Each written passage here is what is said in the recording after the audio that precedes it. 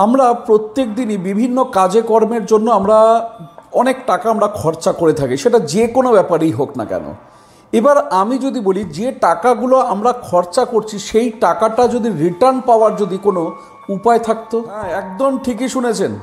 আপনার টাকা তো আপনাকে খরচা করতেই হবে, কিন্তু আমি আজ যে আপনার সাথে রেমেডিটা আপনাদের সাথে শেয়ার করব, তার মাধ্যমে আপনি যে টাকাটা খরচ করছেন বা যে টাকাটা আপনি কাউকে দিচ্ছেন তার বিনিময়ে কয়েক গুণ রিটার্ন আপনার কাছে আসবে। তবে তার দুটো প্রসেস আছে এবং বিশেষত আমি এই দুটো প্রসেসকে সবসময় মেনে চলি। যদি আমাকে 20 টাকাও যদি কোথাও খরচা করতে হয়, তখন এই দুটো প্রসেসকে আমি সবসময় করে চলি। জানবেন, এতে ইউনিভার্স কখনোই আমাকে নিরাশ করেনি, তার কয়েক গুণ রিটার্ন আমি পেয়েছি এবং সেই টিপসটা বা সেই রেমেডিটা আমি আপনাদের কাছে শেয়ার করছি। কি করবেন চলুন জেনে নিই। নাম্বার 1, যখনই কাউকে টাকা দেবেন, ধরুন এই 100 টাকার নোট আপনি কাউকে দিচ্ছেন, যখনই আপনি টাকাটা দেবেন, টাকার এই যে ওপেন খোলা মুখটা, কোনো সময় কাউকে টাকাটা খোলাভাবে কাউকে দেবেন না, অর্থাৎ এইভাবে কাউকে দেবেন না।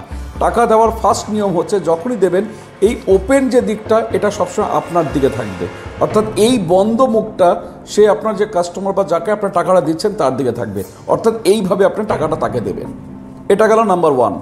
সেকেন্ড, নাম্বার 2 যেটা ফলো করবেন সেটা কি, যখন আপনি টাকাটা দিচ্ছেন তখন মনে মনে একটা আমাদের ইউনিভার্সাল সুইচ কোড আছে 708, এই কোডটাকে আপনি মনে মনে 5 বার চ্যান্ট করুন এবং এটা করার পরে তাকে টাকাটা দিয়ে দিন। এবং মনে রাখবেন, সারাদিন যতবার আপনি ট্রানজ্যাকশন করবেন, যতবার আপনি টাকা দিবেন, ঠিক এই দুটো পলিসি আপনি মাথায় রাখবেন।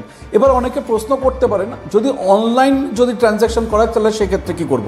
অনলাইনে সেরকম আমি বলতে পারবো না, তবে অনলাইনে ট্রানজ্যাকশন করার সময় আপনি 708 এই কোডটাকে আপনি 5 বার চ্যান্ট করে দেখতে পারেন।